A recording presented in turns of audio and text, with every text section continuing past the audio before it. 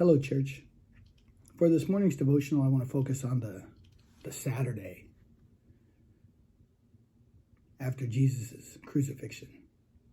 The disciples were all gathered in that upper room, and they were behind the locked door for fear of the Jews. But from their perspective, everything had been going great. Things were just going great. Just a moment ago, everything was fine. They had been with Jesus in his ministry. He had been healing and feeding and teaching and doing miracles.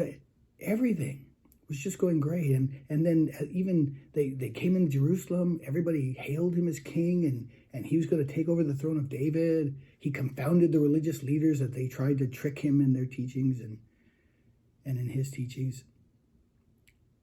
But then it all just crashed. It was all just over in a moment. And it's not like they were waiting for the resurrection. They didn't understand it. Jesus tried to tell them several times.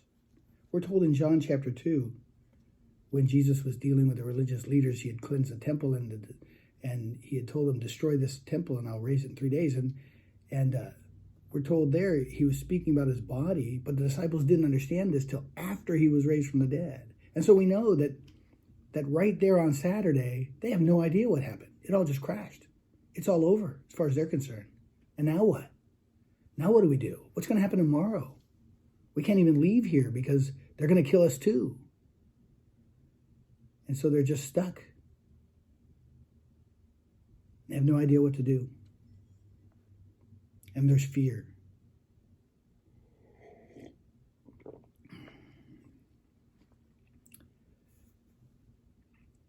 I think a lot of people are going through that today, in the same boat. Not everybody, maybe 1 out of every 2 or something. I know that throughout Sunny Hills, people are doing pretty well, the Sunny Hills Church.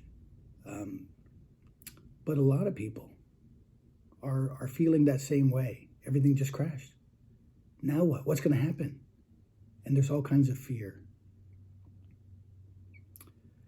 And so what I want us to notice is, in their fear, Jesus appears to them. He sends a message. He's risen. But they don't believe it. None of them believe it. And so he appears to them in their fear. And he wants to comfort them. He wants them to know, like he said, lo, I am with you always until the ends of the earth, until the ends of the age. He doesn't want them to be afraid. He wants them to trust him. So he appears to them and he comforts them and lets them know it's going to be okay. I said all the disciples, but they weren't all there, were they? There was somebody missing. Anybody know who that is? You can say it. I won't hear you, but you can say it. Yeah, there was one missing. It was Doubting Thomas. That one was missing. Doubting Thomas. Doesn't he get a bad rap? Isn't that just unfair? For 2,000 years, this guy has come to be known as Doubting Thomas. It's like, well, yeah, but Jesus says, why did you doubt? They all doubted. They're all doubting. Nobody believes. Everybody's afraid. Well, not everybody. This is what I want to say. Doubting Thomas. Thomas wasn't there. Well, where was he? Where was Thomas? All the other disciples were gathered there, fearing the Jews. Where was Thomas? I don't know. I don't know where Thomas was, but I know where he wasn't. He wasn't among the disciples who were gathered in the upper room, locked behind closed doors for fear of the Jews. I know he wasn't there. Yeah, I know. Thomas doubted. But of all the disciples, he seems to be one who just didn't have a lot of fear. Back in John 11, when Jesus decided to go to Jerusalem, and everybody knew that they were looking to stone him anyway, they tried to dissuade him, I think. But when he finally decides to go up because Lazarus is dead and he wants to go there and raise him from the dead, Thomas says, well, let's go die with him. That's Thomas. And here, he's not there among the disciples, hiding in fear. This guy gets a bad rap. But Jesus appears to him too. And when he says, "Why did you doubt?" to Thomas, maybe he was saying, not why did you doubt, but why did you doubt? Like of all the disciples, why did you doubt? Maybe Jesus had a lot more faith in Thomas that he wouldn't have, but he did. And they did. And we do. We have doubts and fears as well. Jesus appeared to the disciples. He appeared to Thomas. And I think he wants to appear to us too. Maybe not in a vision or in an apparition or whatever that is in his resurrected body. Maybe not like that. Or maybe there's been a lot of stories through the Middle East and Africa and India, in places where you don't have access to Christianity, the Bible, the community of faith, where people have reported that they've had an experience. They've seen Jesus. He's appeared to them. Now that's not my story, but it's theirs. A lot of people they've had that experience, or they claim to have.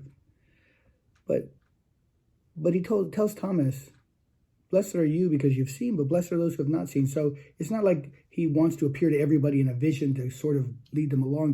There's another way he wants to appear, and that's through the church, through the body of Christ. When Jesus came to me, he didn't come to me through a vision. I didn't see a man in white talking to me like some have claimed. But I did see him. He came to me in the love and the compassion of his people, of the body of Christ, which is supposed to be him on the earth. And so my encouragement today is that Jesus wants to appear to people in their trouble.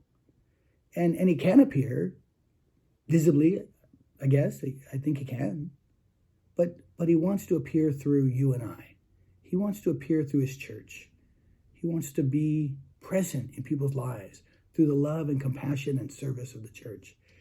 And so my encouragement is that we find ways to be the presence of Jesus, appearing to people who are hurting and scared and just feeling crashed in their lives. And some are doing it through encouraging notes. Some are doing it through providing grocery service. Some are doing it through sidewalk chalk. We've had people sidewalk chalk our house for Happy Easter. This week we'd like to do it through a food bank. We'd like to help a food bank, a local food bank, Buena Park Church of Christ, who are hurting. They need some help with their food bank. And there are other food banks we can help as well. But if you'd like to help with that, you can email me and we can work that out. I'd like to pick up the stuff on Friday and deliver it on Saturday morning. But find a way, if not that, find a way to be the presence of Jesus for people who are hurting, who are crushed right now. God bless you today.